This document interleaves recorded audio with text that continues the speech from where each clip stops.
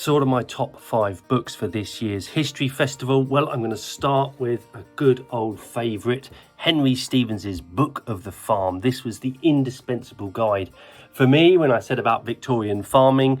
It's everything you need to know about farming in the Victorian period, how to actually go about farming.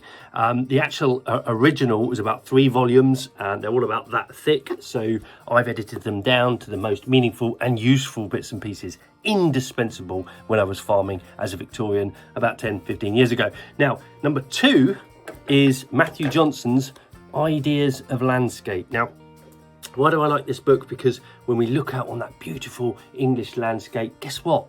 We're looking out on a very problematic place, and it's really important to be critical of landscapes and what it means to have a beautiful, if you like, aesthetically beautiful landscape out there. What underpins that landscape?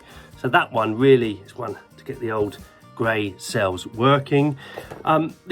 This is a really influential book for me. Arthur's Britain. This is written by someone called Leslie Alcock, who was an archaeologist who back in the 1960s excavated Cadbury Castle on the understanding that this was the Camelot of Arthur's Britain. Now we know Arthur is this completely fictional king, but what was fascinating about this book when I was reading this back when age 14, 15 years of age, I was like, this wonderful, amazing dark age. In many ways, actually, the reality of what was going on in the period was much more interesting than the Arthurian legends. What have I got next? Well, it's a firm classic, and this is the one I would take to a desert island with me, the Doomsday Book. Okay, this just is the gift that keeps on giving.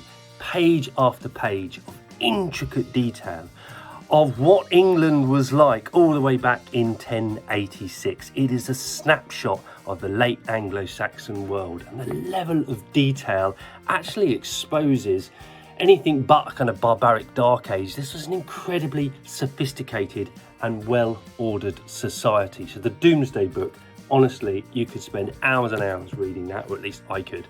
What have we got finally? Well, I love my crafts, my historic crafts, and I've picked out a particular favourite of mine, traditional country craftsman, probably should say craftspeople these days. Geraint Jenkins was actually the keeper of the folk collections at the National Museums of Wales, and this is one of, I think, the best surveys of crafts. This was written 1969, I think this was, 65 this edition is 1978, but it's a really good survey of all of the traditional rural country crafts. So it's one of my go-to books when I want to find out about a particular craft. So there we go, there are my 5 books. I'm looking forward to seeing you all at the festival in late June.